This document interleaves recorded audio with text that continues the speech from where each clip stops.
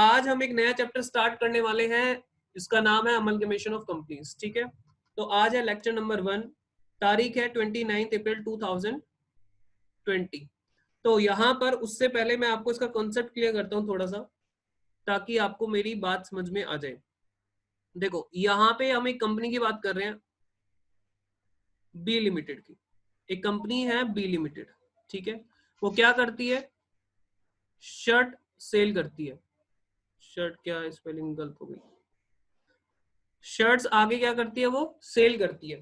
पीछे से तैयार रेडीमेड शर्ट खरीदती है और आगे क्या करती है? सेल करती है। ठीक है, अच्छा यहाँ पर अब मुझे बताओ, वो पीछे से शर्ट खरीदती है, किसी ना किसी कंपनी से पीछे शर्ट खरीदती होगी।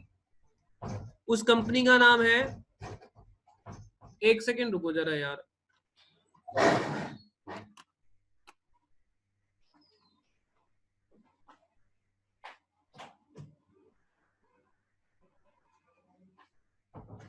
पिटाई कर दूंगा तेरी मैं।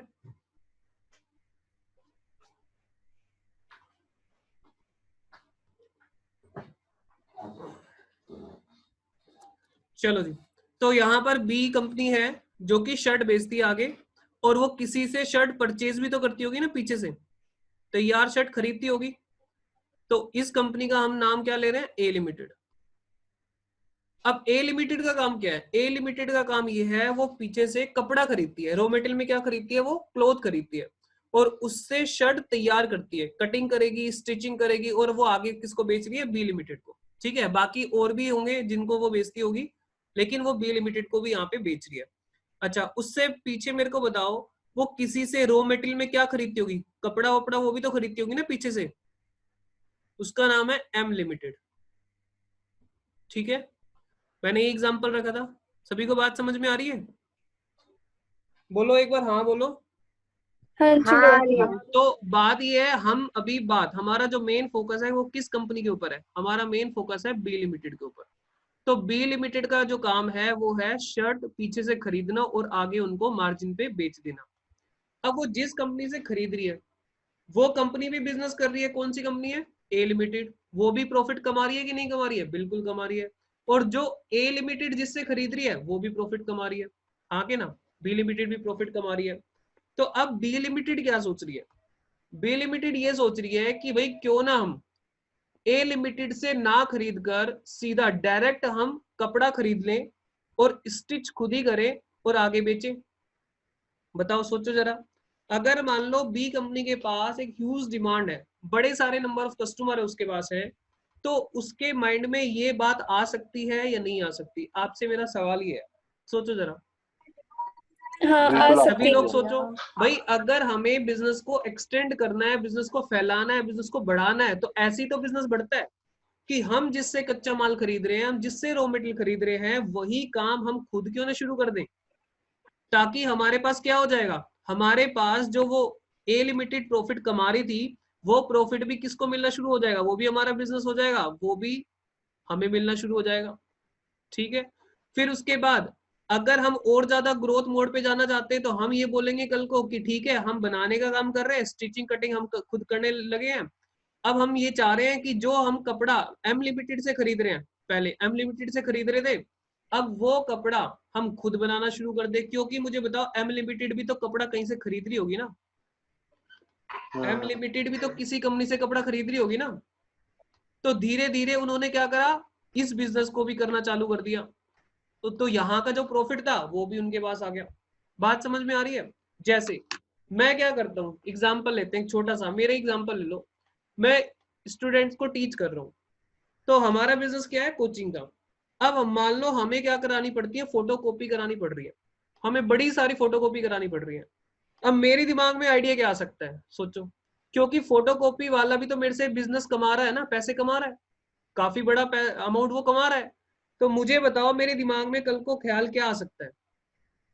कि हम खुद ही कि फोटो मैं कॉपी खुद की मशीन ना लगा दूं, इतनी सारी प्रिंटिंग कराता हूँ, इतना मेरा कॉस्टिंग पड़ता है, मेरी कॉस्ट कम हो जाएगी, और मैं मार्केट में दूसरे लोगों को भी प्रॉफिट दे, मतलब उनसे भी प्रॉफिट अर्न कर पाऊंगा, हाँ के ना? बिल्कुल सही बात है। समझ में आई है? तो ऐसे बिजनेस को हम क्या करते हैं? एक्सटेंड करते हैं, ग्रोथ मोड पर लेके जाते हैं। अब ध्यान से बात सुनना, बिजनेस चलो ठीक है, आपके दिमाग में ये आइडिया आ गया, मैनेजमेंट ने सोच लिया कि हाँ हमें बिजनेस को एक्सटेंड करना है, हमें एक नया बिजनेस में जाना है, एक नई सेगमेंट में एंटर करना है। अब मेरी बात सुनो ध्यान से, उसके दो तरीके हो सकते हैं, या तो किसी का नया चलता हुआ बिजनेस खरीद लो, क्या बोला, किसी का रनिंग बिजनेस परचेज कर लो जो बेचना चाह रहा है, या फिर नया बिजनेस स्टार्ट करो, नई मशीनें लेकर आओ, नई इंप्लॉइज लेकर आओ, ठीक है, नई सभी चीजें क्या करो, बिल्कुल एकदम रूट लेवल से, बिल्कुल जड़ से शुरू करो। या फिर एक काम करो, किसी का नया मतलब नया क्या चलता हुआ बिजनेस खरीद लो। ऐसे मार्केट में बड़े सारे लोग होते हैं जो बिजनेस स्टार्ट तो कर देते हैं, लेकिन उनसे वो बिजनेस संभल नहीं रहा होता या चल नहीं रहा होता, कैपिटल उनके पास नहीं होती। वो बिजनेस को क्या सोचते रहते हैं कि कब मैं इसको शट डाउन कर दूं, कब कोई मुझे इसके कुछ पैसे दे दे और कब मैं उसको बंद कर दूं। ऐसे बड़े सारे बिजनेस मार्केट में होते हैं। तो सर ये बिजनेस पता कैसे चलते हैं? आपने सुना है बिग फोर के बारे में? बिग फोर, EY, नहीं सुना सर। है भैया, बिग सुना फोर, है। Big four Deloitte, chartered accountant firms हैं ये, जो बड़ी बड़ी कंपनियों KPMG। को सर्विसेज देती हैं, ठीक है। अच्छा, ये बिग फोर ऐसे ही काम करती हैं, जैसे हमारे यहाँ पर प्रॉपर्टी डीलर होता है, हमें घर चाहिए तो हम किसके पास जाते हैं? अगर हमें घर चाहिए होता है तो किसके पास जाते हैं बताओ जरा? हमें घर चाहिए होता है तो डीलर। हम जाते हैं प्रॉपर्टी डीलर के प्रॉपर्टी डीलर पास, ठीक है। क्यों जाते हैं प्रॉपर्टी डीलर के पास? क्योंकि उसको पता होता है उसके पास बड़े सारे सेलर के कॉन्टेक्ट्स होते हैं कि जो प्रॉपर्टी बेचना चाहते हैं। इसलिए हम ये सोचते हैं कि भाई हम कहाँ ढूंढते फिरेंगे, हम सीधा एक काम करते हैं, घर खरीदना है तो डीलर के पास चले जाते हैं, थोड़ा सा उसका कमीशन जो बनेगा वो हम उसको दे देंगे, बाकी हमें एक अच्छी डील वहां पे मिल सकती है, ठीक है। तो बात ये समझ आ रही है मेरी, कि हम इस तरह से एक एजेंट की, एक ब्रोकर की हेल्प लेते हैं। इसी तरीके से जो बड़ी बड़ी चार्टर्ड अकाउंटेंट फर्म्स है, बिग फोर्स, वो ऐसे ही काम करती हैं। गुड़गांव में कभी जाओगे ना, डिलॉयट दिखेगा बड़ा बड़ा लिखा हुआ, ENY दिखेगा, ठीक है। तो इस तरह की फर्म्स होती हैं जो कि ये काम कराती हैं, जो बिजनेस को डील कराती हैं। उनके पास क्या होता है, उनके पास कस्टमर बेस होता है, कौन लोग बिजनेस को बेचना चाह रहे हैं और कौन लोग बिजनेस को खरीदना चाहते हैं। वो लोग क्या करते हैं, उनकी मीटिंग अरेंज कराते हैं। क्या कराते हैं? दोनों को एक टेबल पे ले आते हैं, बायर को भी सेलर को भी। समझ में आ रही है बात? सुन रहे हो मेरी बात ध्यान से? दोनों को एक हाँ टेबल जी। पे वो ले आते हैं कि भैया बैठ के यहाँ पे बात कर लो, दोनों की मुलाकात करा देते हैं, मीटिंग करा देते हैं। वहां पे क्या होता है, वहां पे कंपनियों को खरीदने बेचने की डील तय की जाती है कि भाई कितने में क्या खरीदना है, कैसे खरीदना है, क्या होगा, वो आपस में वहां पे डील होती है, ठीक है। अच्छा, और ध्यान से सुनना, ये बिग फोर कंपनी ऐसी भी होती हैं कि ये बताती रहती हैं कि जैसे मान लो बिजनेस कोई चल रहा है तो उसको बोलेंगी तेरा जो धंधा है इसमें दम नहीं है, कोई नए धंधे में एंटर कर। वो कहता है मैं किस धंधे में एंटर करूं? वो कहते हैं कि भैया एक काम करो, फार्मास्यूटिकल्स में चले जाओ, दवाइयों में बहुत मार्जिन है, ये काम बंद कर दो। जो भी आप काम कर रहे हो उसको बंद करा देंगे, किसमें आपको भिजवा देंगे? फार्मास्यूटिकल्स में। उसमें बोलेंगे कि आप टेंशन मत लो, हम आपको किसी का रनिंग बिजनेस दिलवा देंगे। उसका क्या करा देंगे, अपने कमीशन के चक्कर में उसका बिजनेस सेट डाउन करा के बिकवा के किसी और को उसको दूसरे बिजनेस में एंटर करा देंगे, ठीक है। ऐसे काम करते रहते हैं। और फिर जब वो केमिस्ट होगा, मतलब जो फार्मास्यूटिकल्स वाला होगा, उसको बोलेंगे तेरे धंधे में दम नहीं है, तू वो और काम कर ले, तो उसको किसी और का बिजनेस दिलवा देंगे, क्योंकि उनका तो कमीशन बनेगा ना। और कमीशन छोटा मोटा बनता होगा या मोटा बनता होगा? छोटा मोटा होगा या काफी मोटा होगा? मोटा काफी मोटा मोटा ही कमीशन बनता होता होगा। है, काफी मोटा कमीशन होता है, ठीक है। क्योंकि कंपनी की बात चल रही है यहाँ पे, करोड़ों की बात चल रही होती है ना, कि ये लैक्स की बात नहीं चल रही होती, करोड़ों में काम चल रहा होता है। चलो, अब बात हम यहाँ पे करना शुरू कर देते हैं। तो देखो क्या होता है यहाँ पर, यहाँ पर बोला जाता है कि भाई अपनी जो कंपनी है, जैसे मान लो बी लिमिटेड है, ये किसी रनिंग बिजनेस को खरीदना चाहती है। मुझे बताओ, अच्छा चलो एक क्वेश्चन तो मैंने आपसे पूछा ही नहीं, रनिंग बिजनेस को खरीदना ज्यादा बेहतर रहेगा या हमें हर चीज बिल्कुल स्टार्टिंग से करें, बिल्कुल नई मशीन ना लाओ, सब कुछ नई एम्प्लॉय लाओ, सब कुछ बिल्कुल नए हिसाब से करो, या रनिंग बिजनेस को रनिंग खरीदना वाली। चाहिए? रनिंग चलो, बिजनेस खरीदना तो ज्यादा। आपका माइंड क्या कहता है? भाई रनिंग बिजनेस को खरीदना ज्यादा फायदेमंद सौदा रहता है, बाकी मैनेजमेंट की मर्जी है। हाँ। क्यों क्यों ऐसा होता है? क्योंकि अगर आप नया जीरो रूट से स्टार्ट करोगे, बिजली के कनेक्शन लेने पड़ेंगे, बड़ी सारी तो परमिशंस लेनी पड़ेंगी आपको, उसमें बहुत टाइम सारा बच टाइम जाता जाएगा, है उसमें। बड़े सारे एम्प्लॉय हायर करने पड़ेंगे। आप खुद इंटरव्यू तो लोगे नहीं, आप एक्सपर्ट को बुलाओगे, उनकी ट्रेनिंग पे खर्चा करना पड़ेगा। समझ में आ रहा है? और बड़ी सारी ऐसी चीजें, बड़ा सारा सेटअप करना पड़ेगा, बड़ी सारी नई मशीनें लेके आनी पड़ेंगी, तो उसमें बड़ा सारा आपका हार्डवर्क लगेगा।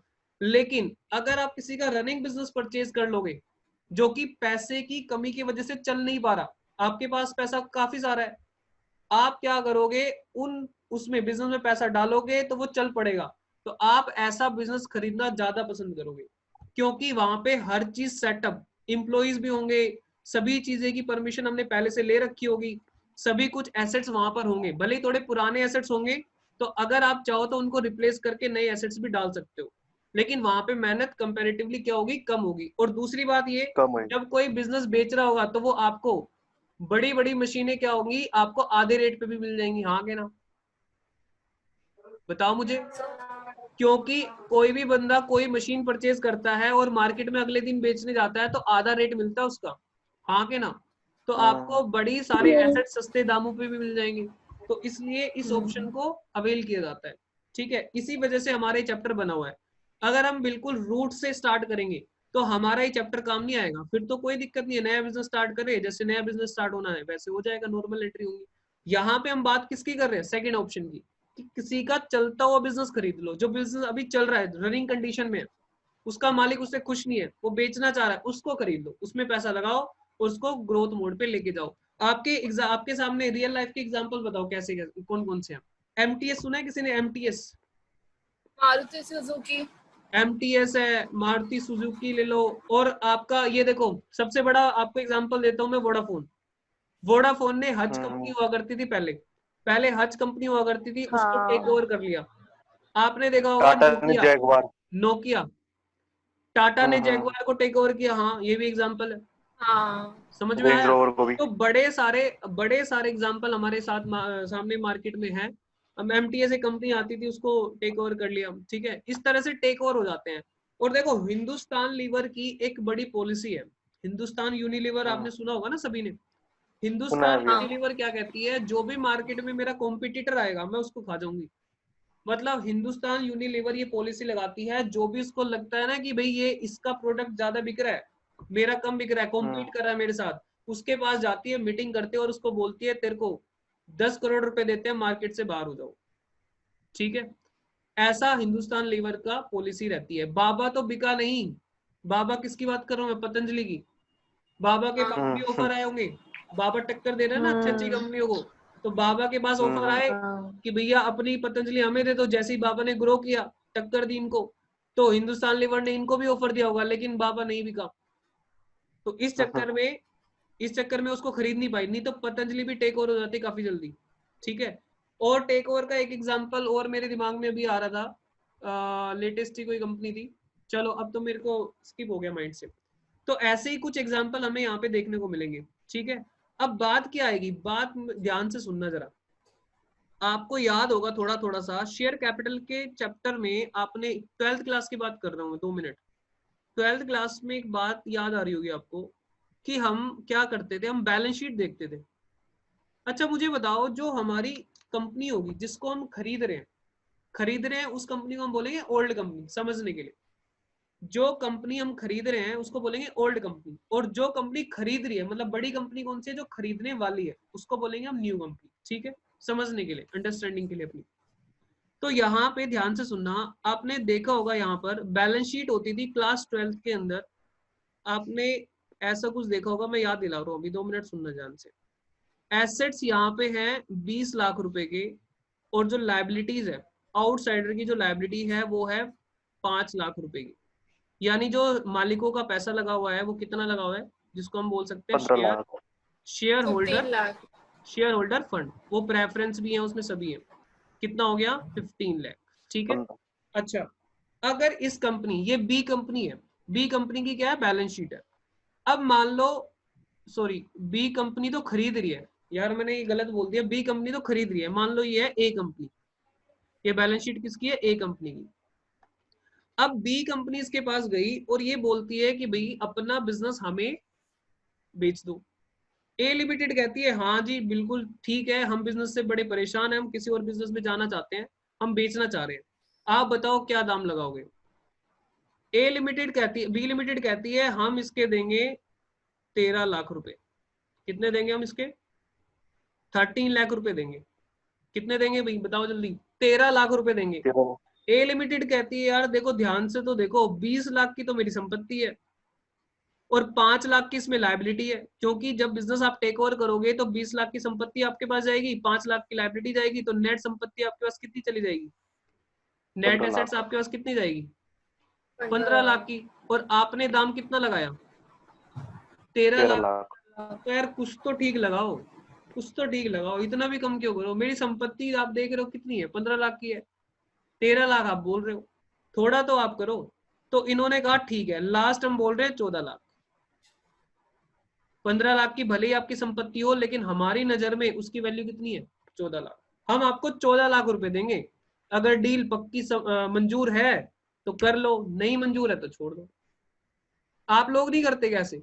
आपको अपना मोबाइल 20,000 रुपए का लगता है, लेकिन सामने वाला कहता है मेरे को तो 10,000 का ही लग रहा है। भाई आपके हिसाब से जो वैल्यू है वो सामने वाला दे दे, जरूरी है क्या? बताओ, बोलो बोलो, जरूरी है? नहीं है।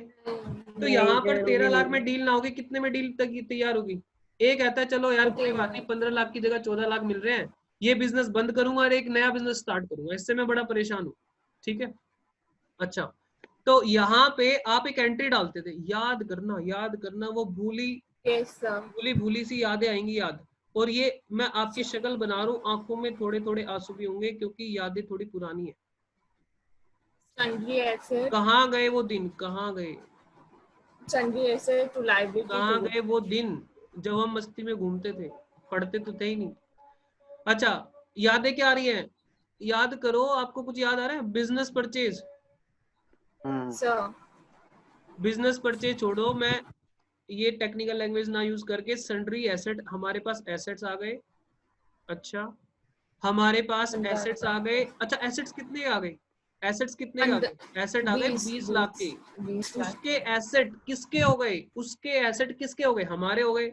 अच्छा, उसकी लायबिलिटी किसकी हो गई? हमारी हो गई। अब हमारी होगी। भाई हमने उसका रनिंग बिजनेस परचेज कर लिया, रनिंग बिजनेस परचेज करने में सिर्फ मालिक बदलता है और कुछ नहीं बदलता है। क्या कह रहे हो? सिर्फ मालिक बदलता है। ऑफिस में पहले मिस्टर ए आके बैठता था, अब ऑफिस में मिस्टर बी आके बैठेगा, सभी इंप्लॉइज वही रहेंगे, सभी मशीनें वही रहेंगी, सब कुछ वही रहेगा। ठीक है, अच्छा, उसकी एसेट हमारी एसेट, उसकी लायबिलिटी हमारी लायबिलिटी। अच्छा, हमने उसको कितने में तय करा? हमने 14 लाख। कितने में? उसका नाम क्या है? ए लिमिटेड। हमने उसको कितने में तय किया? ए लिमिटेड। वैसे मैं यहाँ पे आगे जाके लिक्विडेटर लिखूंगा। क्या लिखूंगा? Liquidator of A limited. ठीक है, जो बंद करता है उसको लिक्विडेटर बोलते हैं। अब यहाँ पे हमने कितने में तय कर लिया? 14 लाख। 14 लाख में। ध्यान से देखो मेरी बात को, हमारे पास संपत्ति कितनी आ रही? नेट चेक करो, हमारे पास नेट संपत्ति कितनी आ रही? 15 लाख रुपए की। और हम दे कितना रहे हैं? 14 लाख रुपए। मुझे बताओ यहाँ पे प्रॉफिट हुआ कि लॉस हुआ? Capital reserve. और प्रॉफिट किस में जाएगा? प्रॉफिट बोल दो आज, किस में जाएगा? कैपिटल। चुप क्यों डियर, चुप क्यों? क्या हो गया, आवाज नहीं आ रही क्या? आ रही है भैया। तो मायूस क्यों हो रहे हो इतने? इस चैप्टर को समझ बड़े अच्छे ढंग से समझना है, डीप में। मुझे बताओ ये 1 लाख रुपए क्या है? आपकी सीधी बात है, 15 लाख की नेट संपत्ति आ गई, प्रॉफिट है। 14 लाख हमने उनको तय कर लिया देना है, वो मेरे क्रेडिटर हो गए, और ये मेरे लिए एक प्रॉफिट हो गया। और प्रॉफिट मेरा नॉर्मल बिजनेस का नहीं है। क्या ये मेरे नॉर्मल बिजनेस का प्रॉफिट है? अगर ये नॉर्मल बिजनेस का प्रॉफिट होता तो मैं इसको P&L में डालता, तो मैंने डाला इसको कैपिटल रिजर्व में। याद करो, एंट्री करते थे आप। आपने रट्टा मार लिया जबरदस्त। रट्टा क्या मारा? Sundry asset debit, sundry liability credit, और जितनी परचेज कंसिडरेशन हो वो क्रेडिट, और जो भी बैलेंस फिगर आए, डेबिट आए गुडविल डालो, क्रेडिट आए तो कैपिटल रिजर्व डालो, बात खत्म। एग्जामिनर भी खुश, मैडम भी खुश, घर वाले भी खुश, हम भी खुश, टेंशन फ्री। ऐसी था ना? दिमाग नहीं लगाया, दिमाग तो नहीं लगाया, लेकिन अब दिमाग लगाने का टाइम आ चुका है। ये कैपिटल रिजर्व आया। क्या ऐसा हो सकता था कि वो अड़ जाए, अपनी बात पे अड़ जाए, वो कहे नहीं नहीं नहीं, मैं तो 16 लाख रुपए लूंगा, मैं तो 16 लाख रुपए लूंगा, मेरी कुछ गुडविल भी है, ऐसे जो अगर मेरा जैसा काम करोगे तो आपको मेहनत अलग से करनी पड़ेगी, मैंने बहुत मेहनत कर रखी है, भले ही मेरी संपत्ति 15 लाख की है, लेकिन अगर मेरा जैसा आप काम सेटअप करोगे उसमें मेहनत बहुत लगेगी, मैं तो 16 लाख लूंगा। बताओ देना है क्या? नहीं। बोलो। मेरी गुडविल भी है भाई। गुडविल क्या होती है? मैंने पास्ट में मेहनत करी हुई है, पास्ट में मैंने बहुत पापड़ बेले हुए हैं, बहुत सारी परमिशंस ली हुई हैं। आप थोड़ा कम लोगे कर तो दो, बस रोटी भी छूट जाओगे। खानी है, समझ आ रही है थोड़ा बात? सा कम कर दो। बेचना चाह रहा है, उसका बिजनेस चल ही नहीं रहा। माय डियर, चल नहीं रहा तो अकड़ कम नहीं है उसकी। वो कह रहा है भले मेरा बिजनेस ना चल रहा हो, गुडविल भी तो कुछ होती है ना। मैंने पास्ट में इस हाँ चीज, मेरे पास संपत्ति तो है ये अलग, प्लस मैं गुडविल के पैसे भी लूंगा, मतलब मैंने मेहनत जो पास्ट में कर रखी है उसके पैसे भी लूंगा। तो इसलिए मैं 16 लाख रुपए लूंगा। आपको मंजूर है तो बोलो, नहीं तो नहीं। मैं 16 लाख रुपए में तय करूंगा बिजनेस। आपको चाहिए तो ले लो, नहीं चाहिए तो चले जाओ। हमें क्या लग रहा है? हमें लग रहा है यार संपत्ति तो उसकी कम है, लेकिन ये 16 लाख रुपए मांग रहा है। और अगर मैं इसको, अगर कोई कंपनी ऐसे बिजनेस की डील करती है तो समझो वो कंपनी का मैनेजर या डायरेक्टर पागल है क्या? सोचो, क्या उस कंपनी का डायरेक्टर पागल है क्या कि वो 16 लाख रुपए में कंपनी खरीद के ले आया 15 लाख की एसेट्स को? सवाल है मेरा, क्या सुन रहे हो आराम से? नहीं भैया, नहीं हो। नहीं नहीं, पागल नहीं ऐसे है। ऐसे सही क्या में। मार्केट में डील होती है कि नहीं? बिल्कुल होती है, बिल्कुल होती है। और बिल्कुल होती होती कब है। है? जब मुझे ऐसा लग रहा हो, जब मुझे ऐसा लग रहा हो, खरीदने वाले को ऐसा लग रहा हो कि इसके धंधे में बहुत ज्यादा दम है। अगर ये 15 लाख मांग रहा है तो कोई गलत नहीं है, मैं इसको 16 भी दे रहा हूँ तो कोई घाटे का सौदा नहीं कर रहा हूँ। क्योंकि ऐसा है, देखो जैसे पतंजलि है, बाबा है, चलो बाबा की बात करते हैं ना, बाढ़ में जाए दुनिया, बाबा की बात कर लो। यूनिलीवर बाबा के पास पहुंच गई, बाबा के उसमें जो पूरा शिविर वगैरह जो मिला के 10 करोड़ रुपए लगे थे, मान लो एग्जाम्पल। बाबा कह रहा है मैं तो 12 करोड़ लूंगा, नहीं तो नहीं बेचता, जाओ कर लो जो करना है, मैं 12 करोड़ लूंगा, भले ही संपत्ति मेरी 10 करोड़ की है। अब बताओ यूनिलीवर क्या सोचेगी? कल को बाबा अगर बड़ा हो गया और हमें टक्कर देने लग गया तो ज्यादा घातक सिद्ध हो सकता है। बेटर ये है क्यों ना अभी इसको ज्यादा पैसे दो, 2 करोड़, और ये हमारे फ्यूचर का फायदा है। नुकसान नहीं करेगी, कोई भी समझदार कंपनी एक्स्ट्रा पेमेंट नहीं करती है। उसको दिख रहा है उस बिजनेस में पोटेंशियल, उस बिजनेस में दम दिख रहा है, तभी वो पैसे देगी, अदरवाइज नहीं देगी। हाँ कि ना? हाँ। तो ऐसा नहीं है कि हम जितनी संपत्ति है उतनी है, क्योंकि सामने वाला अगर नहीं दे रहा, अड़ रहा है अपनी बात को लेके, और तो हमें क्या करना पड़ेगा, और हमें जरूरत है उस बिजनेस की तो हमें महंगे में भी डील करनी पड़ती है, क्योंकि हमें पता है कि आज 2 करोड़ दे रहे हम, कल को 2 करोड़ से 100 करोड़ बना लेंगे। अगर ऐसा लगता है तो बिजनेस ऐसे में भी खरीदे जाते हैं। तो मैं यहाँ पे एसेट्स को क्या लेके चलूंगा? एसेट्स हमारे कितने के? एसेट्स तो वही बुक वैल्यू कितनी है, 20 लाख, ठीक है। अच्छा 20 लाइबिलिटी लाख। क्या? लाइबिलिटी वही बुक में कितनी है, 5 लाख। अच्छा और क्या है? ए लिमिटेड को कितने का गुडविल देने में का आ वादा किया जाएगा है? 15 नहीं है, 16। कितने का देने का वादा किया है? 16 लाख। 16। 16। यहाँ पे देखो पहले 14 था, 16 लाख। इसमें 16 है।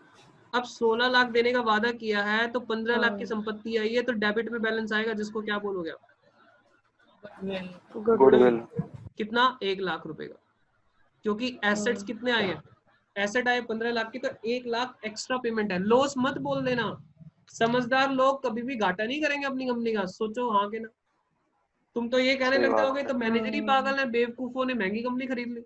वो कह रहे हैं भैया ये लॉस नहीं है, अरे आने वाले फ्यूचर के प्रॉफिट्स हैं। आने वाले फ्यूचर के प्रॉफिट क्या होते हैं? गुडविल। समझाता हूँ, बचपन से समझा रहा हूँ आपको, जो मेरे से 12th में पढ़े, बचपन से एक ही बात समझा रहा हूँ, आने वाले टाइम के हम्म। प्रॉफिट्स हैं। ठीक है, अच्छा समझ में आ गई? जाते जाते एक हाँ, छोटा सा दिल को छू जाने वाला एग्जांपल दूंगा। आप सभी ने रोहिणी सेक्टर 3 में गोपाल जी भटूरे वाला देखा है, शायद खाए भी हैं। हाँ भैया, बिल्कुल। सभी ने खाया, खाए हैं, बिल्कुल खाए सही हैं। मेरी बात ध्यान से सुनना।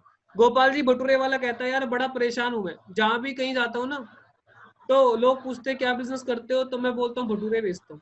तो बड़ा अजीब सा लगता है मेरे को, मैं परेशान हो चुका हूँ इस बिजनेस से, मतलब स्टैंडर्ड नहीं फील आता। ठीक है, भले ही सारे सुनने वाले उसकी दुकान पे बैठे रहते हैं, लेकिन वो कह रहा है मैं परेशान हूँ, नहीं नहीं मैं अब यूएस शिफ्ट हो रहा हूँ, बहुत हो गया है भटूरे बना के बेचने का काम, अब नहीं करूंगा, मैं इस काम को बेचना चाह रहा हूँ। अच्छा, आपके कान खड़े हो गए, आप कह रहे हो अच्छा भटूरे बेचने वाला, मतलब दुकान बिक रही है उसकी, ठीक है। तो मुझे बताओ उसके पास कस्टमर पहुंच जाएंगे कि नहीं, लेके डील लेके पहुंच जाएंगे कि नहीं? हाँ बड़े बिल्कुल सारे लोग पहुंचेंगे। पहुंच जाएंगे उसके पास। अच्छा, बहुत हाँ। वैल्यू उसने है। कहा मेरी जो कढ़ाई करची वगैरह सब मिला के, इसमें जो पैसा लगा है एसी वेसी लगा के, कितने का माल लगा हुआ है? 10 लाख का माल लगा हुआ है, 10 लाख की संपत्ति है, और लाइबिलिटी मेरी 0 है, लाइबिलिटी मेरी उधार किसी को देना नहीं है। क्योंकि दुकान उसकी खुद की है। तो भैया 10 लाख तो मेरी इसमें जो सामान है, और जो ये दुकान है इसका मान लो ये 40 लाख रुपए की है, एक एग्जांपल ले लिया मैंने रफ, ठीक है। तो मेरी नेट संपत्ति कितनी है? 50 लाख। 50 लाख तो है, लेकिन ध्यान देना ये तो कढ़ाई करची जो भी सामान लगा हुआ वो है, और ये प्रॉपर्टी की कीमत है। 50 लाख रुपए आपसे मांगेगा या कुछ और मांगेगा? और ही मांगेगा, और भी गुडविल के। मांगेगा। आपसे वो और 50 भी लाख ज्यादा। मांगेगा, कुछ और भी मांगेगा? गुडविल और भी मांगेगा। अरे गुडविल का वो भी नहीं जानता मांगेगा। गुडविल, उसको थोड़ी ना पता गुडविल, उसको क्या पता गुडविल। वो क्या बोलेगा? वो ये बोलेगा कि भैया देखो बात ऐसी है, वो भी मेरे मैं कस्टमर है। मांगूंगा आपसे 70 लाख रुपए। हमने कहा तेरे संपत्ति तो 50 लाख की, 70 क्यों मांग रहा है? वो कह रहा है अगर मेरा धंधा खरीदोगे ना तो आराम से बैठ के खाओगे, कई सालों तक मेरी मेहनत का फल खाओगे। ठीक है, उसको नहीं पता गुडविल मांग रहा है वो तो हमें पता है ना, हम कॉमर्स पढ़ रहे हैं, हमें पता है, पढ़े लिखे बंदों को पता है गुडविल मांग रहे हो। लेकिन वो समझाएगा ऐसे, भले ही वो 5 ही फेल हो, मुझे नहीं पता कितना पास है, लेकिन वो कहेगा मेरी मेहनत है, मैंने क्वालिटी बनाने में बहुत मेहनत लगाई है, लोग कस्टमर बेस इकट्ठा करने में बहुत मेहनत लगाई है। अगर आप मेरे से खरीद लोगे तो 20 लाख रुपए तो भी आप मेरे को दोगे, ये 20 लाख रुपए तो हो सकता है अगले आने वाले 4 सालों में कवर कर लो आप, उसके बाद जिंदगी भर तो आपको आएंगे ना एक्स्ट्रा पैसे, आके ना। बिल्कुल। नहीं तो खुद अपनी दुकान खोल के देख लो, पता लग जाएगा। अच्छा मैं खरीदने वाला हूँ, मैं एसेट्स कितना रिकॉर्ड करूंगा? 50 लाख। और गुडविल कितनी 50 रिकॉर्ड लाख करूंगा? की, 20 लाख की। ये और नीचे गोपाल जी छोले भटूरे वाला क्रेडिट कर दूंगा, फिर उसको कैश दे दूंगा, खत्म। ये सही में बिक गया उसका बिजनेस? क्या कह रहे हो? सही में उसका बिजनेस बिक गया गोपाल जी का? अरे नहीं यार, मैं वैसे ही बोल रहा हूँ, तुम तो सेंटी हो गए। आ जाओ आ जाओ, अपनी बात पे आ जाओ। चलो जी, अब मेरी बात सुनो, देखो यहाँ पे ध्यान से सुनेंगे। अच्छा मीटिंग खत्म होने वाली है, 1 मिनट रह गया है, तो बीच में डिस्कनेक्ट होगी। एक काम करता हूँ, मैं एंड करके ना दोबारा चालू करता हूँ, क्योंकि नया यहाँ से स्टार्ट होगा ना, एंड करके दोबारा चालू करता हूँ।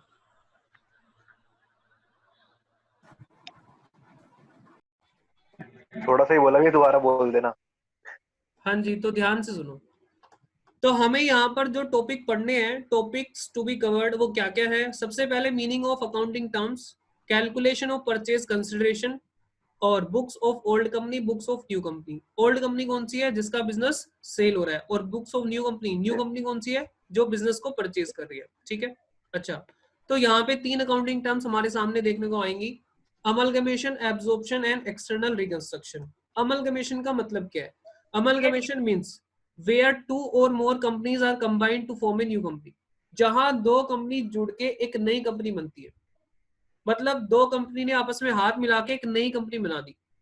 ए limited plus B limited old company है, और नई कंपनी कौन सी हो गई? C limited. ठीक है, आगे एब्जॉर्प्शन का मतलब क्या होता है? एब्जॉर्प्शन का मतलब होता है where one company takes over other company. देखो मीडिया में जब खबर आती है तो वो यही होता है, इस कंपनी ने दूसरी कंपनी को टेक ओवर कर लिया, ठीक है। लेकिन इसमें ना टेक्निकली फर्क रहता है, डिटेल में अगर जाते हो तो टेक्निकली डिफरेंस रहता है। अकाउंटिंग ट्रीटमेंट सभी की एक जैसी है, लेकिन थोड़ा सा टेक्निकली फर्क है। यहाँ पे क्या होता है, एक कंपनी दूसरी कंपनी को क्या करती है? टेक ओवर कर लेती है। जैसे हिंदुस्तान यूनिलीवर लिमिटेड ने क्या करा? पॉन्ड्स इंडिया लिमिटेड को टेक ओवर कर लिया, और बाद में कौन सी कंपनी बन गई? हिंदुस्तान यूनिलीवर। मतलब जो नई कंपनी है वो बड़ी कंपनी है, बड़ी मछली है, उसने छोटी मछली को खा लिया, तो वो क्या कहलाता है? एब्जॉर्प्शन। ठीक है, एक्सटर्नल रिकंस्ट्रक्शन। एक्सटर्नल रिकंस्ट्रक्शन क्या होता है? External reconstruction means where one company is reconstructed to form a new company. मतलब जहां पे एक कंपनी चेंज हो जाती है नई कंपनी में। मतलब क्या होता है? वो अपना नाम वगैरह चेंज कर लेती है, क्योंकि मान लो पुरानी कंपनी की गुडविल खराब होगी, उसका नाम बेकार हो गया, उसका कोई प्रोडक्ट था, वो प्रोडक्ट काफी खराब रहा, तो उसका नाम खराब हो गया उस प्रोडक्ट को लेके। पहले पास्ट में एक कंपनी रही जिसमें उसका एक टूथपेस्ट हुआ करता था, नाम तो याद नहीं आ रहा, उसमें एक अफवाह ये फैल गई कि भी ये टूथपेस्ट में ना जो गाय है उसका मीट है, तो बड़े सारे लोगों ने उस चीज को मतलब काफी बुरा समझा कि भाई ये मीट क्यों है इसके अंदर, टूथपेस्ट के अंदर, हमारे लिए तो ये माता समान है। तो बाद में उन्होंने क्या करा, उस कंपनी का नाम चेंज कर दिया, फोरेंस करके कुछ कंपनी का नाम था, बाद में हिंदुस्तान सिबाका ऐसे कुछ बना था उसका नाम। ठीक है, एक कंपनी थी। तो एक्सटर्नल रिकंस्ट्रक्शन का एग्जांपल ये है। तो तीनों जो आपके पास है, अमलगमेशन, एब्जॉर्प्शन, एक्सटर्नल रिकंस्ट्रक्शन, हमारे चैप्टर में है। ठीक है, तीनों की अकाउंटिंग ट्रीटमेंट बिल्कुल सेम रहेगी, तीनों की अकाउंटिंग ट्रीटमेंट बिल्कुल सेम रहेगी। और ऐसा कौन कहता है? ऐसा कहता है अकाउंटिंग स्टैंडर्ड 14। AS 14 इसके ऊपर डील करता है। Institute of chartered accountant of India ने AS 14 इशू करा हुआ है। यहाँ पे मैंने लिखा हुआ क्या? Accounting treatment is same for amalgamation, absorption and external reconstruction. Such accounting is given by AS 14।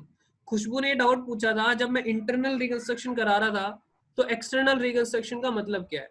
समझ में आया खुशबू आपको? ये एक्सटर्नल हाँ जी भैया, आ गया। आज हम, ठीक है, अभी तो ये धीरे धीरे हम समझेंगे इसमें।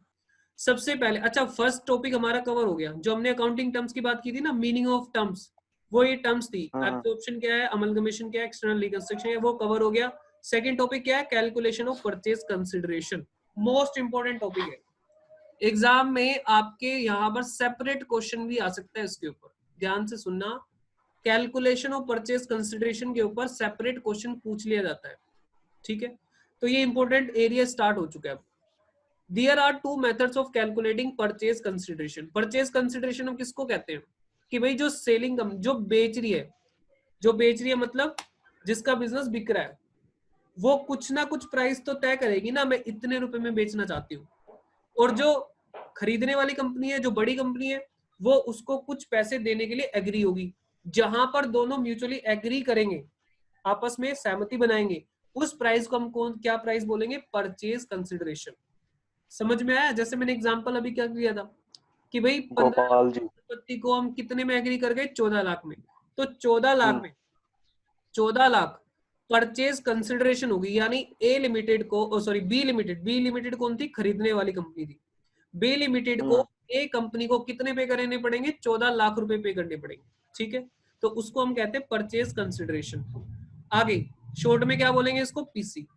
नेट पेमेंट मेथड, दो मेथड इसके होंगे, नेट पेमेंट मेथड और दूसरा है net asset method. Net payment method का मतलब क्या है? जैसे एग्जांपल के लिए समझो, मेरे पास ये कैलकुलेटर है। एग्जांपल के लिए समझो मेरे पास क्या है? कैलकुलेटर। अब ये जो कैलकुलेटर है, अब यहाँ पे मुझे बताओ इसका जो पीसी होगा वो कैसे होगा? मैं बेचने वाला हूँ, आप खरीदने वाले हो। मैं इसको बेचने वाला हूँ, आप खरीदने वाले। मैंने कहा इसका जो एमआरपी वैल्यू है, इसका एमआरपी वैल्यू है 500 रुपए। आपने कहा मैं तो इस कैलकुलेटर के सिर्फ 400 रुपए दूंगा। आपने क्या बोला? मैं तो इस कैलकुलेटर के कितने रुपए दूंगा? सिर्फ 400 रुपए। तो पीसी क्या हुआ? पीसी बताओ। जब आप एग्री करोगे और जो हम करेंगे वही होगा। वही होगा, आप भी क्योंकि एग्री करोगे। मैं एग्री करके आपकी बात को लेके, मैं एग्री करके आपकी बात को लेके, तो ठीक है, आप ये फिर 400 रुपए होगा ना। भले ही बेचने वाला कह रहा है 400 ही होगा। 500 रुपए की है, मैंने कहा चलो 400 रुपए में डन, 400 रुपए में तय कर दिया। कौन सा मेथड है? नेट पेमेंट मेथड, कि आपने पेमेंट कितना किया। एमआरपी से कोई लेना देना नहीं है, आपने पे कितना किया, वो है नेट पेमेंट मेथड। मैंने यहाँ पे ध्यान से देखो क्या लिखा हुआ है, फर्स्ट प्रेफरेंस। फर्स्ट प्रेफरेंस का मतलब पहले ये प्रेफर करना। अच्छा, दूसरा कौन सा है? Net asset method. ये सेकंड प्रेफरेंस पर है या फिर रिक्वायर्ड इन क्वेश्चन। ये क्वेश्चन बोलेगा कि भाई आप नेट एसेट मेथड को लगाओ, पेमेंट मेथड मत लगाओ, तो फिर हमें नेट एसेट मेथड लगाना पड़ेगा। उसमें क्या होता है? उसमें हम ये देखते हैं कि भैया संपत्ति कितने की है, उसके हिसाब से उसकी पीसी निकाल लेते हैं। जैसे एग्जांपल के लिए हमने एग्जांपल लिया था ना, क्या एग्जांपल लिया था कि संपत्ति हमारी कितनी थी? 20 लाख की संपत्ति। हमने जो एग्जांपल स्टार्टिंग में लिया था वही बता रहा हूँ। हमारी एसेट्स कितनी की है? एसेट्स है हमारी टोटल, लिख क्यों नहीं 20 रहा? लाख। एक मिनट रुको भाई, ये लिख नहीं रहा। 20 लाख की थी। रुक जाना जरा, इसको मैं ठीक कर दूं। एसेट्स हमारी कितनी थी? 20 लाख रुपए की। बाई बैक, बाई बैक हमारी 27 को थी क्या क्लास? लास्ट क्लास कब थी यार बाई बैक की? 27 को ही थी। ठीक है, चलो बाई बैक छोड़ो, अब इस पे आ जाओ। हाँ जी, तो यहाँ पे मैं एग्जांपल आपको समझा रहा था। तो भाई दूसरे मेथड की हम बात कर रहे हैं। तो यहाँ पे देखो एसेट्स हमारी कितनी थी? संपत्ति थी हमारी 20 लाख। लायबिलिटी कितनी? लायबिलिटी थी हमारी 5 लाख। लायबिलिटी माइनस होगी, नेट संपत्ति कितनी होगी? 15 लाख। तो आपकी पीसी कितनी है? 15 लाख। ये मेथड बिल्कुल सिंपल होता है, देसी है। ये क्या है? देसी तरीका। देसी, ये देसी तरीका है, बिल्कुल सिंपल है, कुछ नहीं है। एसेट्स को आप क्या कर लो, वैल्यू कर लो, लायबिलिटी की वैल्यू माइनस कर दो, ये क्या होगी आपकी नेट पीसी होगी। इस वाले में क्या होता है, फर्स्ट में हम पेमेंट कितनी करते हैं, वही हमारी परचेज कंसिडरेशन कहलाती है। चलो तो यहाँ पे देखो, अच्छा एग्जाम में आता है क्या सेकंड मेथड, हाँ पूछ लेते हैं एग्जाम में। अब सुनो यहाँ पे क्या लिख रहा है, नेट पेमेंट मीन्स, आगे देखो क्या लिखा है इसमें, नेट पेमेंट मीन। अब नेट पेमेंट मेथड की बात करेंगे क्योंकि सेकंड मेथड सिंपल है, उसके क्वेश्चन में आपको करा दूंगा। Net payment means purchase consideration is calculated by adding all payments made by new company to share holder of old company. क्या मतलब है, नेट पेमेंट मेथड की मैं बात कर रहा हूँ। नेट पेमेंट मेथड में कैसे कैलकुलेट करते हैं हम PC, by adding all payments made by new company to share holder of old company. नई कंपनी ने जो पेमेंट शेयर होल्डर को की है, किसके शेयर होल्डर को, ओल्ड कंपनी के जो शेयर होल्डर ओल्ड है कंपनी। भाई सीधी बात है, अगर कंपनी खरीद रहे हैं तो मालिकों को ही तो पैसे देंगे कि नहीं, बताओ मुझे, किसको देंगे पैसे, क्रेडिटर मालिकों होल्डर को देंगे ना, मालिकों को देंगे ना पैसे। तो इसीलिए यहाँ पे शॉर्ट में देखो, नई कंपनी पेमेंट करती है किसको, share holder of old company. Share holder में कौन कौन से होते हैं, इक्विटी एंड प्रेफरेंस। तो मालिकों को जो पेमेंट की जा रही है वही देखनी है। दोबारा मैं रिपीट कर देता हूं, मालिकों को जो पेमेंट की जा रही है सिर्फ हमें वही देखनी है यहाँ पे, ठीक है। तो वो आपकी क्या कहलाएगी, परचेज कंसिडरेशन। अब सुनो ध्यान से, यहाँ पे इसका फॉर्मेट है, ये ध्यान से सुनो, ये फॉर्मेट है, देखो ध्यान से इसको। फॉर्मेट क्या करते हैं, बर्तन वर्तन संभालो भैया, ये किसके गिर गए। Payment to payment in working and amount, और ये आवाज म्यूट कर लो। Payment to payment in working and amount, ये वर्किंग नोट बनेगा इसका। मैं दोबारा से रिपीट कर देता हूं, खाली परचेज कंसिडरेशन ही 5 नंबर की पूछ ली जाती है। कितने नंबर की, 5 नंबर। समझ में आ रहा है। और कौन सा मेथड पूछा जा सकता है, नेट पेमेंट मेथड। तो ये थोड़ा सा टफ मेथड माना जाता है, तो इसको ध्यान से समझना। नेट एसेट मेथड बिल्कुल सिंपल है, एसेट माइनस लायबिलिटी हो गया, लेकिन इसमें ध्यान से समझना। हम यहाँ पे क्या करते हैं, पेमेंट किसको कर रहे हो, पेमेंट किसको कर रहे हैं हम, पेमेंट किसको कर रहे हैं, इक्विटी शेयर होल्डर को या प्रेफरेंस शेयर होल्डर को, ओनली मालिकों को। यहाँ पे क्या लिखा है, ओनली मालिकों की बात करेंगे, इक्विटी वालों को या प्रेफरेंस शेयर वालों को। और पेमेंट किस फॉर्म में कर सकते हैं हम, पेमेंट इन किस फॉर्म में कर सकते हो, इक्विटी वालों को कैश भी दे सकते हैं हम, इक्विटी वालों को इक्विटी शेयर भी दे सकते हैं, इक्विटी वालों को नई कंपनी के प्रेफरेंस शेयर भी दे सकते हैं, इक्विटी वालों को डिबेंचर भी दे सकते हैं, इक्विटी वालों को कुछ एसेट्स भी दे सकते हैं, वो मैंने नहीं लिखा। किसी भी फॉर्म में मालिकों को कुछ कंसिडरेशन पे किया गया तो वो यहाँ पे लिखा जाएगा। ध्यान से सुन लो दोबारा, इक्विटी वालों को कुछ भी आप दोगे, कैश दोगे, नई कंपनी के शेयर दोगे, नई कंपनी के प्रेफरेंस शेयर दोगे, डिबेंचर दोगे, तो यहाँ पे आपको वो लिखना है, ठीक है। इसी तरह प्रेफरेंस शेयर होल्डर को भी कुछ भी दिया जा सकता है कंसिडरेशन में, वो हो गया।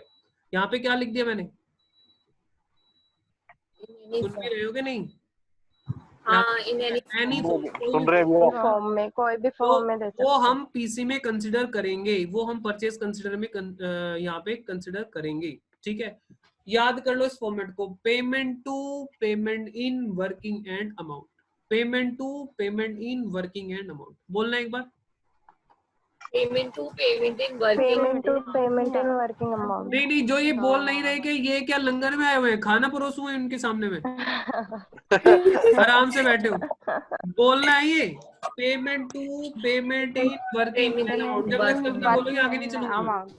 Payment to payment in working, ठीक है। अच्छा ये फॉर्मेट ना, हमारे एक सर है सीए, सीए के अंदर एक सर है, काफी फेमस फैकल्टी है, हालांकि वो पढ़ाते नहीं है, प्रवीण शर्मा, उन्होंने फॉर्मेट बनाया था, लाजवाब फॉर्मेट है, ठीक है। अब सुनना ध्यान से, तो मेरे गुरुजी हैं, काफी फेवरेट है, तो सुनो, उन्होंने बताया था ये फॉर्मेट बहुत बढ़िया है। अब सुनो एग्जाम्पल, देखो ध्यान से, एग्जाम्पल, सबसे पहला एग्जाम्पल यहाँ पे आपके सामने मैंने रखा है, और उसका एग्जाम्पल का सोल्यूशन हम नीचे करेंगे। यहाँ पे ध्यान से पढ़ना, बिल्कुल ध्यान से, पूरी कॉन्सेंट्रेशन। समझ लो दुनिया में और कोई नहीं अमलगमेशन हो रहा हमारे बीच। ए लिमिटेड, अच्छा, टुक over B limited. A limited किसको टुक ओवर कर रही है, बी लिमिटेड लेके जा रही है। बी लिमिटेड नई कंपनी कौन सी है, ए लिमिटेड। हेलो, अब थोड़ी दिक्कत आ रही है आवाज में। हेलो, आ रही है भैया, सही आ रही है सर। ऊपर चला जा, सही छत पे आ चला रहा जा, है छत भैया। पे जाके बैठ जा। ए मेरा लिमिटेड तो भैया टू एक और नंबर बी पे लिमिटेड चल रहा है। And agreed to pay following amounts. कोई बात नहीं, पढ़ ले, मैं कुछ खास नहीं बोल रहा, यही बोल रहा हूँ। ए लिमिटेड ने बी कंपनी को टेक ओवर कर लिया। ओल्ड कंपनी कौन सी है? B limited. न्यू कंपनी कौन सी है? Old company limited, A you. A ये लिमिटेड। लिमिटेड। ठीक है। And agree to pay following amount. और उनको क्या एग्री किया? देखो क्या एग्री किया, 3 शेयर्स ऑफ ए लिमिटेड। नई कंपनी के कितने शेयर देंगे? 3 शेयर। किसके बदले? 5 shares held of B limited. अगर किसी पर्सन के पास 5 शेयर होल्ड कर रहा होगा वो बी लिमिटेड में, तो हम उसको 3 शेयर देंगे अपनी कंपनी के एट द रेट 12 रुपए पर शेयर। अच्छा, ₹2 पर शेयर इन कैश, और 1 शेयर के बदले उसको 2 रुपए का कैश भी मिलेगा। B limited have 1 lakh equity share. B limited के पास कितने शेयर है? 1 लाख शेयर है। Calculate purchase consideration. अच्छा, यहाँ पे इसका सॉल्यूशन आपको करके दिखाना है। सबसे पहले सॉल्यूशन में गाना गाएंगे क्या? Payment to,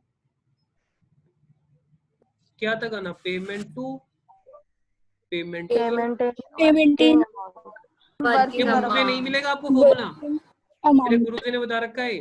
payment to payment in working working amount.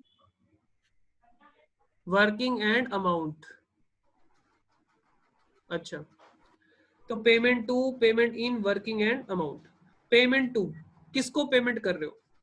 क्योंकि बी लिमिटेड के पास कौन से शेयर्स हैं? ओनली इक्विटी शेयर्स है। बी लिमिटेड के पास तो केवल एक ही टाइप के शेयर है ना, तो पेमेंट किसको करोगे आप? बी लिमिटेड के equity share holder. Equity share holder किसके हैं ये? बी लिमिटेड वाले हैं, जो बी लिमिटेड में होल्ड करते हैं इक्विटी शेयर। अच्छा, पेमेंट किस में करोगे? कुछ नहीं लिखा तो किस में कर रहे हैं? इक्विटी शेयर में। इक्विटी शेयर्स में पैसे देंगे, इक्विटी शेयर्स। अच्छा, अब यहाँ पे देखो क्या वर्किंग करनी है। वो कह रहे हैं कि भाई 1 लाख, ध्यान से देखना, यहाँ पे क्या लिखा हुआ है? 1 लाख 1 लाख। किस रेशो में दे रहे हैं हम? ये रेशो होती है, इसको बोलते हैं स्वैप रेशो या एक्सचेंज रेशो। अच्छा, कितने शेयर के बदले? 5 शेयर के बदले कितने शेयर? 3 बटे 5। 3 ध्यान से देखो। और पाँच एक के बदले शेयर 3। कितने रुपए का? 12 रुपए का। 12 रुपए का। चेक कर लो, 1 लाख शेयर डिवाइड बाई 5, 5 7,20,000। 5 के बंडल बना दो। कितने बंडल बने? 20,000। 20,000 बंडल बन गए 5 के। अच्छा, 1 लाख डिवाइड बाई 5 और एक बंडल के बदले 3, 60,000 शेयर हुए और 12 का 1, तो कितने हो गए? 7,20,000। 7,20,000 है? हो गया सवाल? हाँ हो गया। नंबर ऑफ शेयर ये है, नंबर ऑफ शेयर्स, नंबर ये है। नंबर कितने हुए? 60,000। पहले चेक करो ये 60,000 समझ में आया? 60,000 शेयर हुए और 12 का 1 है, तो कितने हो गए? 7,20,000। 7,20,000। मैं रुका हूँ, गाड़ी स्टेशन पे रुकी है 1 मिनट, जिसको कोई भी डाउट हो पूछ सकता है। पुरानी कंपनी में इक्विटी शेयर होल्डर है, अब पुरानी कंपनी टेक ओवर हो रही है, नई कंपनी में जा रही है, कन्वर्ट हो रही है। ओहो सॉरी कैश में रुपीज भी देना। कैश भाई, कैश हाँ, ये तो 2 रुपए कैश। 2 रुपए कैश भी तो जा रहा है, सॉरी। तो यहाँ पे इक्विटी शेयर होल्डर को क्या दे रहे हैं हम? क्योंकि एक ही कैटेगरी के शेयर है, कैश दे रहे हैं। और 2 रुपए, यहाँ पे कैश 1 लाख शेयर है उनके पास पुराने, और हर एक शेयर के और 2 बदले उनको रुपए। 2 रुपए का कैश दिया जा रहा है, 2 रुपए 2 2 लाख यानी 9,20,000। 9,20,000। 9,20,000। ये नीचे स्पेस बचा नहीं मेरे पास, तो ये नीचे क्या लिखा है? 920। चेक करके बताओ समझ में आ गई क्या बात? पुरानी कंपनी में मेरी बात सुनो भाई, बी कंपनी में मालिक होंगे कि नहीं होंगे? हाँ मालिक होंगे। उनके पास सभी के मिला के कितने शेयर है? 1 लाख शेयर है। अब वो नई कंपनी उसको टेक ओवर कर लिया, नई कंपनी ने, ए लिमिटेड ने, तो ये शेयर होल्डर को इन कंपनी में या तो शेयर दे दो, या इन कंपनी में कैश दे दो, या इन कंपनी के डिबेंचर दे दो, या कोई एसेट दे दो, कुछ तो दोगे, हाँ कि ना? और देखो ऐसे नहीं दिया जाता है, एग्री किया जाता है। सुनो ध्यान से, क्या कह रहा हूं मैं? एग्री। भाई शेयर होल्डर नहीं मान रहा, शेयर होल्डर कह रहा नहीं मुझे तो पैसा चाहिए, कैश चाहिए, मेरे को नहीं जाना आपकी कंपनी में, मैं तो बी लिमिटेड में था, मैं तो बी लिमिटेड के ऊपर भरोसा था, आपके पास भरोसा नहीं है मुझे तो कैश दे दो, तो हम कैश दे देंगे। वो कहता है एग्री करता है, वो कहता है प्रेफरेंस शेयर दे दो, प्रेफरेंस शेयर के लिए एग्री करा, प्रेफरेंस दे देंगे। समझ में आया? सुनो ध्यान से, अमलगमेशन करने के लिए कोर्ट से परमिशन लेनी पड़ती है। कोर्ट ये देखता है कोई भी बंदा डिसेंटिंग तो नहीं है? क्या बोला? डिसेंटिंग। Yes, sir. ऐसा तो नहीं है कि किसी को दर्द हो रहा हो, किसी को अगर दर्द है, तकलीफ है नई कंपनी में जाने के लिए, तो भैया उसको कैश दो। और अगर आप हमारी कंडीशन मानोगे, किसको बोल रहा है कोर्ट? ए लिमिटेड को। तो हम आपकी भैया दिक्कत आ रही है आवाज में आपको? सभी को आ रही है क्या? नहीं सर। भैया सही आ रही है आवाज। यस सर, सही आ रही है। अपना नेट बंद के करके दोबारा ज्वाइन कर ले। सुनो, चलो मैं अभी आ छत रही पे है क्या? जाता हूँ ठीक है, फिर। ऊपर चला जा यार, छत पे तो अब लड़का ठीक हुई है छत पे थोड़ी जाके सी। आराम से देख ले, खड़ा होकर। अब सुन ध्यान से, मैं क्या कह रहा हूँ, कोर्ट से ये खड़ा- स्कीम पास करानी पड़ती है। ए लिमिटेड को कोर्ट से अप्रूवल लेनी पड़ती है। तो कोर्ट देखता है सभी की मीटिंग बुला के, कोई भी क्रेडिटर या कोई भी बंदा ऐसा तो नहीं है जो डिसेंटिंग है। डिसेंटिंग मतलब, अरे ये बंद करो भाई, ये आवाज आ रही है, तुम लोग डिस्टर्ब कर रहे हो। Yes sir. नेटवर्क नहीं आ रहे। सुनो, कोई भी अगर पर्सन डिसेंडिंग है तो उसको क्या करा जाता है? कोर्ट उसको पूछता है ए लिमिटेड को कि भैया इसको जो तकलीफ है उसकी तकलीफ दूर करोगे तो ही हमें हम आपको क्या देंगे? परमिशन देंगे, अलाउ करेंगे, स्कीम अप्रूव करेंगे। तो स्कीम कोर्ट अप्रूव करता है। अमलगमेशन की जो स्कीम होती है वो कोर्ट अप्रूव करता है, तब जाके काम होता है। ठीक है, जैसे रिकंस्ट्रक्शन में होता था, तब जाके कंपनी काम कर पाएगी। मेरी बात क्लियर है सभी को? कोई दिक्कत है? आवाज क्लियर है? ठीक है। क्लियर है। अब हम अगली स्लाइड पर जा रहे हैं। अगली स्लाइड पर जा रहे हैं। देखो थोड़ा सा मुझे और कराने दो, ऐसा मत करना कि हम थक गए। थोड़ा सा मुझे और कराना है यार। मैंने सेकंड वाली स्लाइड कहाँ सेव कर दी है? अच्छा रुको, मैंने शायद अमलगमेशन का अलग ही बना दिया। हाँ ये रहा, लो जी, सेकंड स्लाइड आपके सामने है। यहाँ पे देखना क्या कह रहा है, चेक करो यहाँ पे क्या कह रहा है। ए लिमिटेड, देखो नीचे इसका एक एग्जांपल हो रहा है, फिर यहाँ पे स्वैप रेशियो है। एक बार ये एग्जांपल देख लो, सभी लोग एग्जांपल पढ़ो, मैं तब तक फॉर्मेट बना लूं। सभी लोग एग्जांपल पढ़ो, तब तक मैं फॉर्मेट रेडी कर लूं।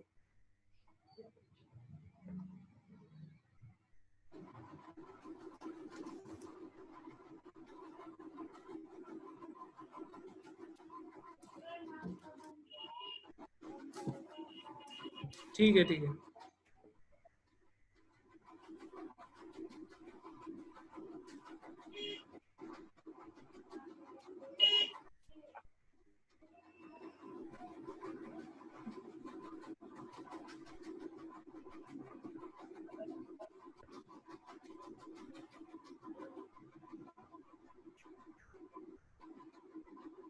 भैया आप ही करा दे, तो ऊपर से जा रहा है बिल्कुल।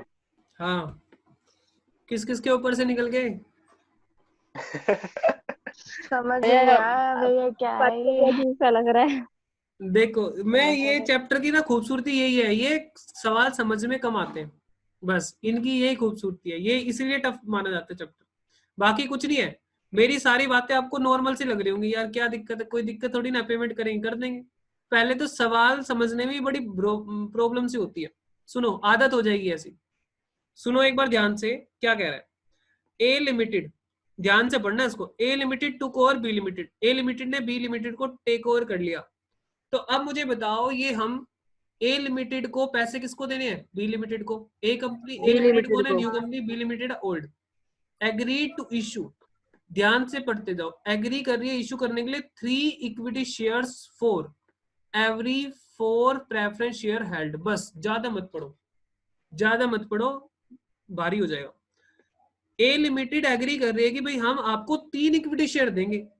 अच्छा 3 इक्विटी शेयर देंगे, ठीक है, मैं यहाँ पे इक्विटी शेयर्स लिख दूं। कितने देंगे? 3 इक्विटी शेयर्स। अच्छा समझ में आया ये क्या लिखा मैंने? 3 इक्विटी शेयर देंगे, तो मैंने यहाँ पे लिखा 3 equity share for every 4 preference share held. Held कितने में? बी लिमिटेड में हेल्ड कर रखे ना आपने, जो बी लिमिटेड में आपने प्रेफरेंस शेयर होल्डर मतलब प्रेफरेंस शेयर हेल्ड कर रखे हैं, यानी प्रेफरेंस शेयर होल्डर को क्या मिलेंगे? Equity share. कितने मिलेंगे? 3 equity share for every 4 preference share held. हर 4 के बदले कितने मिलेंगे? 3। अब ये चेक कर लो कि बी लिमिटेड में प्रेफरेंस शेयर हैं कितने के। यहाँ पे नीचे लिखा है preference shares of old company. Old company B limited कितने हैं? 50,000। B limited 50,000। अब देखो ध्यान से समझ आना शुरू हो जाएगा। ये तो हो गए नंबर ऑफ शेयर, ये क्या हो गए? Number of share. और यहाँ पे देखो आगे क्या लिखा? Value of new share is 15 और 15 रुपए यहाँ पे आ गया। अब आराम से चेक करोगे ना, अब बात को पढ़ोगे तो समझ में आ जाएगा। आपने ना उसको एक सांस में पढ़ डाला, आपको लगा हाँ बस इसके तो चैंपियन खिलाड़ी हो चुके हैं, पढ़ लेते हैं। 50,000 डिवाइड बाई 4 और मुझे बताओ जो काम मुश्किल होते हैं ना उन्हीं के पैसे ज्यादा हैं। जो काम सिंपल होते हैं तो वो गली गली में आंटियां भी कर लेती हैं। समझ में आ गई बात तुम्हें? तो भैया डिफिकल्ट काम करोगे तो ज्यादा पैसे आएंगे, इजी काम करोगे कुछ नहीं आएगा। आगे समझ, ये वाला पॉइंट बताओ। हाँ भैया आ गया। क्लियर है सभी को? किसी को कोई डाउट नहीं?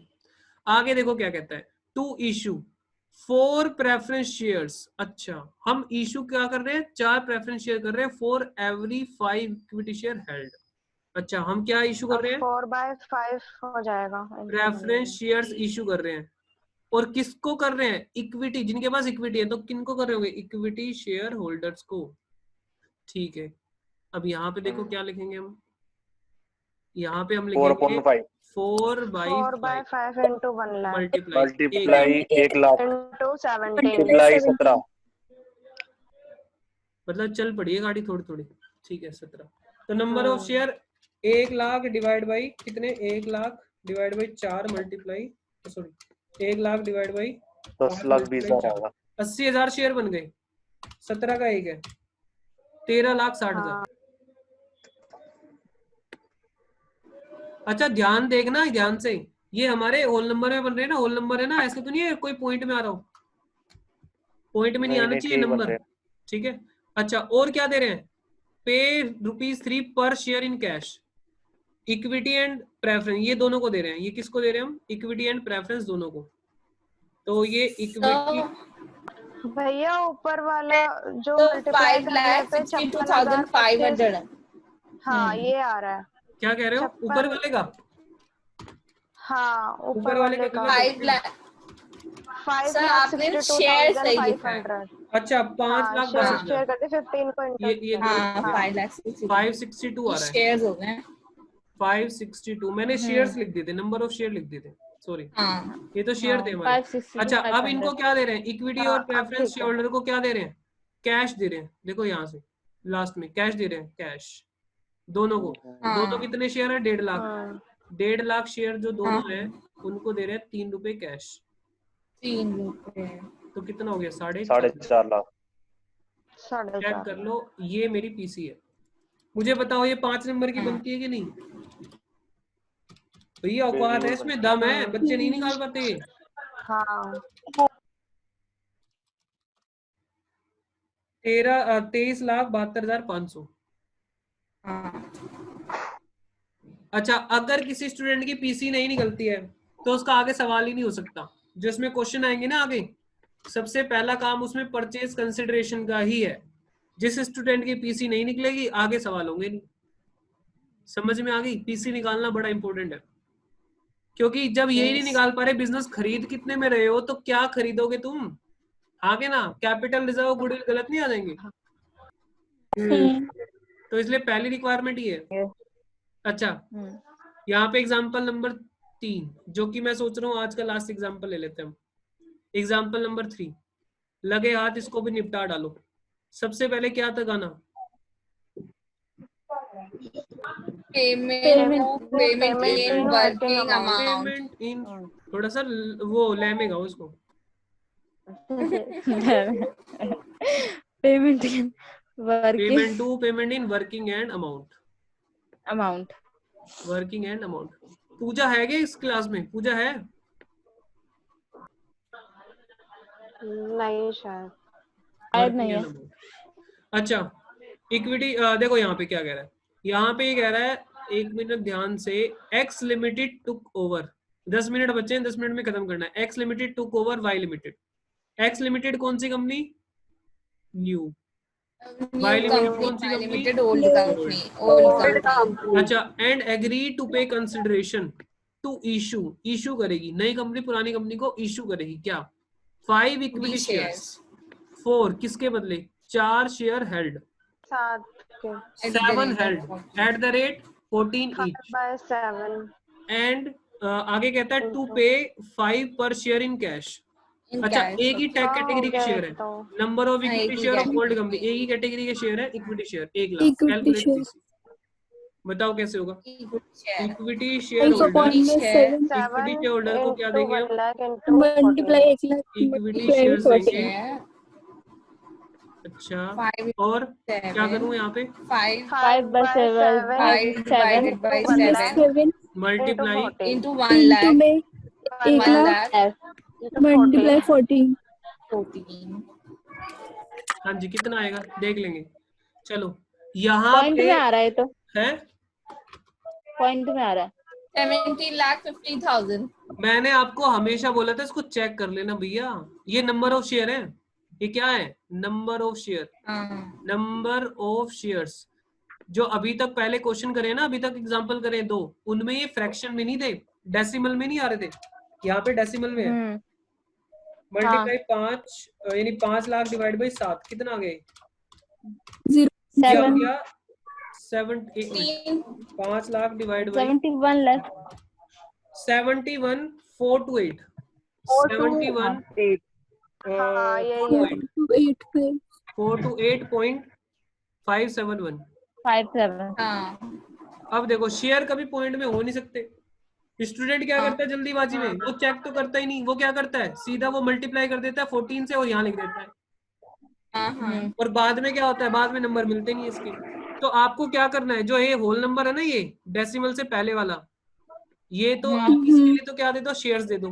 तो आप मल्टीप्लाई किससे करोगे? इस पार्ट को इससे मल्टीप्लाई करोगे। ओके, यानी 7142 मल्टीप्लाई 14, 71428 मल्टीप्लाई 14, ये आ गया 99,000। ये कितना आ रहा है? 9,99,992। ये वाला पोर्शन डेसिमल के बाद वाला, ये वाला है 0.571 मल्टीप्लाई 14। इसको अलग करेंगे। हाँ, ये है 8 रुपीज, 7.99 आ रहा है, ये जाएगा कैश में। हाँ सर, 8 रुपए। इसके बदले हम देंगे कैश, ठीक है। अच्छा, किसको दे रहे हैं हम? इक्विटी शेयर होल्डर को। माइक म्यूट करो जिसके घर पे शोर आ रहा है। इक्विटी शेयर होल्डर को हम क्या दे रहे हैं? कैश दे रहे हैं, इतने का। समझ आ गई ये बात? और बाद में इक्विटी शेयर होल्डर को ही हम आगे क्या दे रहे हैं? कैश दे रहे हैं। कितने रुपए? 5 रुपए पर शेयर। कितने शेयर थे हमारे equity share? 1 lakh equity share थे, 5 रुपए कैश, यानी 5 लाख।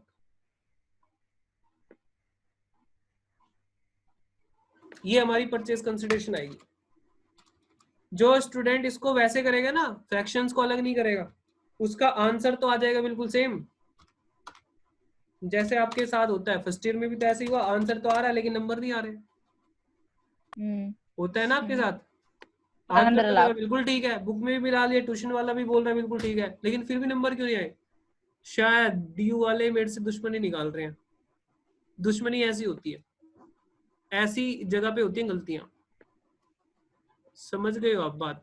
ये पोर्शन आपको अलग रखना है जो डेसिमल से पहले का है, और ये डेसिमल के बाद वाले के लिए आपको देना है कैश। ऐसा क्यों है भाई, क्यों है बताओ? बोलो बोलो बोलो। एक छोटी सी एग्जांपल लेके बताता हूँ मैं। मान लो एक मिस्टर एक्स है, मान लो मिस्टर राम है, राम, इसमें तो बड़े सारे शेयर होल्डर है ना। उन्होंने कहा हर एक 7 के बदले कितने देंगे? 5, है ना?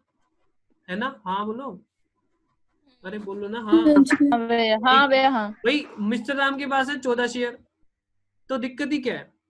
उसके पास कितने हैं? हर एक 7 के बदले कितने देंगे? 5।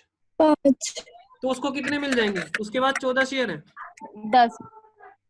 7 के बदले कितने मिलेंगे? 5। तो उसको मिल जाएंगे कितने? 10 शेयर। 10। उसके तो कोई दिक्कत नहीं है, फ्रैक्शन नहीं हुआ ना। एक बंदे के पास है 15 शेयर, 15 शेयर है उसके पास, उसको हम क्या करेंगे, तेरे को मिलेंगे हर 7 के बदले कितने, 5 शेयर, तो ये फ्रैक्शन में आ जाएगा, चेक करना। हाँ, yeah. 75 डिवाइड बाई 7 क्या आ जाएगा, 10 पॉइंट कितना आ गया, 7 1, मतलब तो क्या 10 शेयर तो पूरे मिल जाएंगे उसको, 10 शेयर तो पूरे मिल जाएंगे ना। उसके पास जो एक Yes. एक्स्ट्रा शेयर था, एक शेयर फालतू था, ये किसकी बात कर रहा हूँ मैं, वाई की। उसके बाद जो एक एक्स्ट्रा शेयर था ना फालतू, उसका तो पेयर नहीं बन पाया ना 7 का। नहीं बात समझ में आई मेरी भाई? समझ अरे आएगी। 7 का जोड़ा बना रहे हैं, आपके पास 2 जोड़े बन जाएंगे ना, लेकिन तीसरा जोड़ा पूरा बन नहीं पाएगा। कैसे बन पाएगा, 7 का एक जोड़ा बनाओ तो 5 ले लो उसके बदले, एक और जोड़ा आप ले आए 7 का, उसके बदले 5 दे देंगे, 10 तो आपको पूरे मिलेंगे। लेकिन तीसरा जोड़ा आप बना ही नहीं पाए, आपके पास तो क्या है, एक ही शेयर है। हम कह रहे हैं 7 के बदले 5 देंगे, आप कह रहे हो लो एक के बदले भी कुछ दे दो, कुछ तो दे दो। हम कह रहे हैं एक के बदले क्या ले ले, ऐसे ले ले, हम तो शेयर जोड़े के हिसाब से देंगे। 7 का जोड़ा हमें दो, 5 का जोड़ा ले लो। मैं कितने जोड़े दे आया, 2, 7 का लो 5 ले लिए, एक और 7 का लो 5 ले लिए, एक बच गया मेरे पास शेयर। मैं कह रहा हूँ इसका भी कुछ दोगे क्या, वो कह रहा नहीं नहीं 7 का जोड़ा लेके आओ। तो भैया एक है मेरे पास, तो वो कह रहा है इसका पैसे ले जा, कितने रुपए का शेयर, एक शेयर हमारा कितने का, उतने पैसे ले ले। तो हमने यही तो ऐसी तो करा है, ठीक है। तो इसलिए हम उसको कैश देते हैं, फ्रैक्शंस के लिए हम क्या देते हैं, कैश, क्योंकि ऐसा जरूरी नहीं है सभी के पास होल नंबर आए। बड़े सारे शेयर होल्डर है ना अलग अलग, किसी के पास हो सकते हैं 7 के मल्टीपल में हो 21 हो, किसी के पास हो सकते हैं 20 हो, किसी के पास हो सकते हैं 25 हो, किसी के पास हो सकते हैं 70 हो। तो इसलिए हमें देखना पड़ता है, जिसका फ्रैक्शंस में आ रहा है उसको कैश दे देते हैं बदले में। समझ में आ गया, समझ में आया? ठीक है। एक छोटा सा एग्जांपल मेरा बहुत मन कर रहा है बताने का। मैं दुकानदार हूँ और मेरे पास 22 रुपए बच गए, आपके मेरे पास कितने रुपए बच गए, 22 रुपए। मैंने कहा मैं आपको मैगी दे दूंगा, 2 तो मैगी दे दूंगा आपको, लेकिन जो 2 रुपए एक्स्ट्रा बच गए उसके लिए क्या करूंगा, मैंने कहा लो एक ही मैगी आएगी, है एक ही मैगी आएगी 22 रुपए में। तो 10 रुपए की मैगी यार, मेरे हिसाब से मैं अभी 10 रुपए की मैगी मान के चलो, सुनो 10 रुपए की मान के चलो, 22 रुपए है, 10 की दे 2 तो ले लो मैगी, और जो मैगी नहीं मिल पाई उसके ले लो कैश, काम खत्म, 2 रुपए आपको कैश में दे दूंगा, और क्या करूंगा। ऐसे ही हम यहाँ पे कर रहे हैं। चलो अब नीचे आ जाओ जरा, नीचे आ जाओ, नोट नंबर देखो यहाँ पे क्या लिखा है। अच्छा ये जो रेशो होती है ना, ये वाली रेशो 5/7 वाली, इसको हम बोलते हैं स्वैप रेशो। ना बोलना स्वैप रेशो या एक्सचेंज रेशो, स्वैप रेशो या एक्सचेंज रेशो, स्वैप रेशो, ठीक है, या एक्सचेंज रेशो। अब देखो यहाँ पे क्या लिखा है, where swap ratio is multiplied and there is fractions, ठीक है। ये कह रहा है मल्टीप्लाई करे और फ्रैक्शन है, such fractional share will be settled in cash. वो शेयर हम कैसे सेटल करेंगे, कैश में शेयर सेटल कैश में। जैसे यहाँ पे देख रहे हो आधे से थोड़ा सा ज्यादा शेयर है, पूरा शेयर नहीं, आधे से ज्यादा है, वो कैश में दे दो, that is swap ratio multiply number of share, ठीक है। आगे कहता है होल नंबर, देखो क्या करेंगे, होल नंबर जो पूरा नंबर होगा ये वाला, उसके लिए इशू कर देंगे shares, whole number share issue कर देंगे, और फ्रैक्शन के लिए क्या दे देंगे, फ्रैक्शनल शेयर के लिए इशू कैश। बात समझ में आ गई? आ गई भैया। ठीक है, तो आज की क्लास आपको रिवाइज करनी है, ये स्लाइड में आपको भेज दूंगा, ठीक है भैया। हम इतना ही काम करेंगे आज, बाकी नेक्स्ट क्लास में करेंगे। आपकी बुक पे थोड़े मैं प्रैक्टिस कराने के बाद आऊंगा, फिर वो क्वेश्चंस हम डिस्कस करेंगे, तो आपको क्वेश्चन थोड़े थोड़े समझ आने शुरू हो जाएंगे। चलिए मिलते हैं नेक्स्ट क्लास में, तब तक अपना ध्यान रखो, स्टडी को एंजॉय करते रहो। ओके बाय बाय, कर लेना, रिकनेक्ट कर लेना। नमस्ते भैया। Okay bye bye. सर भी रिकनेक्ट करना है, रिकनेक्ट कर लेना जिसको डाउट हो। भैया मुझे डाउट है, मैं करवा रहा हूँ, इसको बंद करो। ठीक है।